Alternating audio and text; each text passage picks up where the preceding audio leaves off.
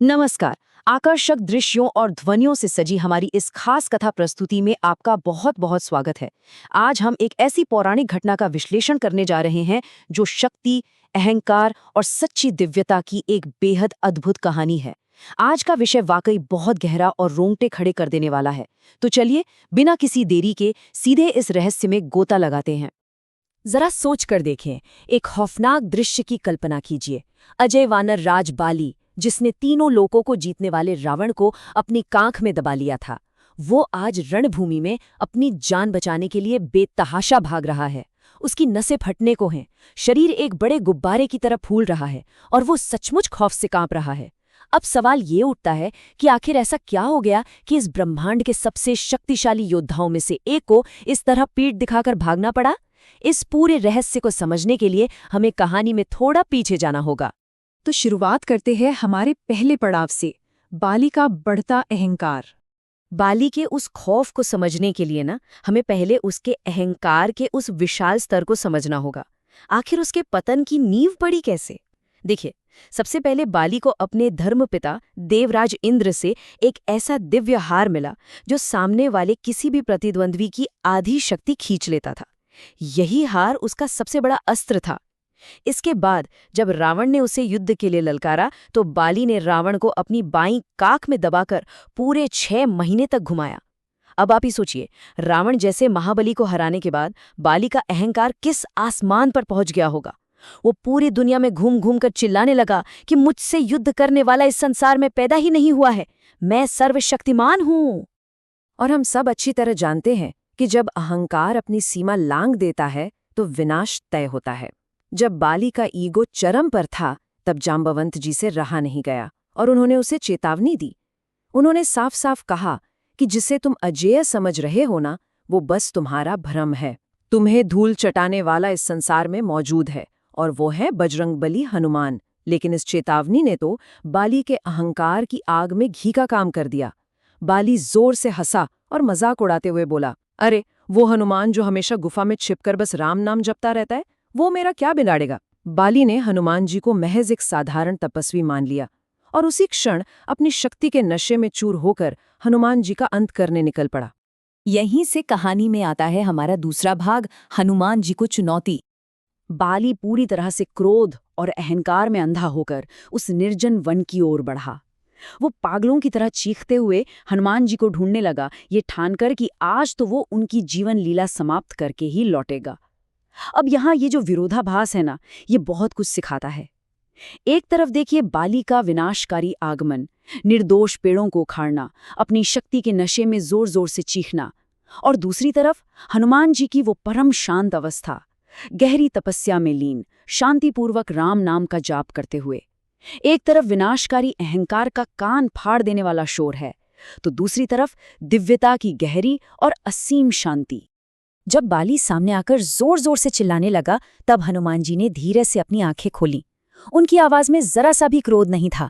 उन्होंने बड़े शांत और गहरे स्वर में कहा, हे वानर, निसंदेह आप महाशक्तिशाली और अजेय वीर हैं, लेकिन इस शांत वन और निर्दोष वृक्षों पर अपनी शक्ति का प्रदर्शन क्यों कर रहे हैं? लेकिन भाई बाली पर इस विनम्रता का क्या ही असर होना था। उल्टा वो और भड़क गया। उसने सारी मर्यादाएं लांघ दी और सीधे प्रभु श्रीराम का अपमान कर डाला। उसने कहा कि वो श्रीराम को भी धूल चटा सकता है। बस प्रभु का ये अपमान हनुमान जी से सहन नहीं हुआ और अपनी विशाल गदा उठाकर उन्होंने ये चुनौती स्वीकार कर ली। और अब आता है इस महासंग्राम का टर्निंग पॉइंट, भाग 3, ब्रह्मा जी का समाधान। चुनौती स्वीकार हो चुकी थी और युद्ध अगले दिन सुबह के लिए तय हो गया। बाली तो खुश होकर लौट गया, लेकिन जैसे ही हनुमान जी अपने आश्रम पहुंचे, परमपिता ब्रह्मा जी स्वयं प्रकट हुए। उन्हें एक बहुत बड़े ब्रह्मांडीय संकट को रोकना था। अब यहाँ जो गणित है ना, वो सच में बहुत दिलचस्प है। ब्रह्मा जी जानते थे कि हनुमान जी स्वयं भगवान शिव के अंशावतार हैं। उन्होंने हनुमान जी को समझाया कि यदि उन्होंने अपनी पूरी 100% शक्ति का प्रयोग किया तो बाली तो बस उनके तेज से ही भस्म हो जाएगा, और अगर ऐसा हुआ तो भविष्य में प्रभु श्री राम की लीला में बहुत बड़ी बाधा आ जाएगी। इसलिए ब्रह्मा जी ने सुझाव दिया कि हनुमान जी अपनी 90% शक्ति अपने आराध्य के चरणों में छोड़ दें और युद्ध भूमि में अपनी कुल शक्ति का केवल 10% हिस्सा ही लेकर जाएं। तो चलिए आगे बढ़ते हैं। भाग 4, शक्ति का महाविस्फोट। अगली सुबह वो ऐतिहासिक क्षण आ ही गया। दोनों योद्धा रणभूमि में आमने सामने खड़े थे। हनुमान जी ने ब्रह्मा जी के कहे अनुसार मात्र अपनी 10% शक्ति ही अपने साथ रखी थी, लेकिन जैसे ही हनुमान जी की दृष्टि बाली पर पड़ी, पूरा रण क्षेत्र बुरी तरह कांप उठा। 5%, जी हाँ, यही वो संख्या है जिसने पूरे ब्रह्मांड को हिलाकर रख दिया। जैसे ही दोनों का सामना हुआ, बाली के गले में पड़ा वो दिव्य हार सक्रिय हो गया। हार ने अपना काम किया, सामने वाली की आधी शक्ति खींच ली। लेकिन सामने कौन था? हनुमान जी अपनी 10% शक्ति के साथ। उस हार ने 10% का आधा हिस्सा यानी कुल 5% शक्ति खींची और उसे बाली के शरीर में डाल दिया। आप देखिए क्या होता है, जैसे ही वो 5% शक्ति बाली के शरीर में प्रवेश करती है, बाली के लिए ये कोई वरदान नहीं बल्कि एक महाविस्फोट बन जाता है।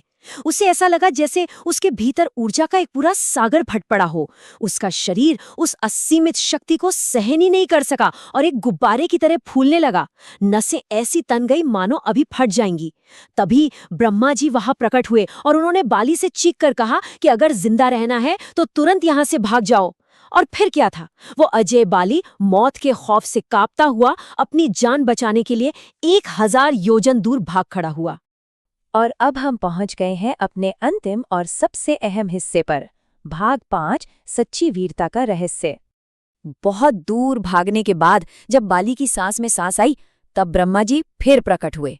उन्होंने बाली को उस खौफनाक गणित की सच्चाई बताई। ब्रह्मा जी ने कहा, तुम खुद को संसार में सबसे शक्तिशाली समझते हो। तुम्हारा शरीर हनुमान की शक्ति का एक छोटा सा अंश, मात्र 5% भी नहीं झेल पाया। सोचो, अगर हनुमान अपनी 100% शक्ति के साथ आते तो तुम्हारा क्या होता? यह सुनते ही बाली का सारा अहंकार चूर चूर हो गया। वो महाबली जो कल तक गरज रहा था, आज अपनी मूर्खता पर फूट फूट कर रो रहा था। वो गहरे पश्चाताप में डूबा हुआ उन्हीं विनम्र हनुमान जी के चरणों में गिर पड़ा। और तब हनुमान जी ने उसे उठाया। उनके स्वर में कोई अहंकार या क्रोध नहीं था, बस असीम करुणा थी। उन्होंने ये बहुत ही सुंदर बात कही, हे बाली, शक्ति का अर्थ दूसरों को दबाना नहीं होता, बल्कि अपनी शक्ति को नियंत्रित करना ही सच्ची वीरता है। कितनी गहरी बात है ना?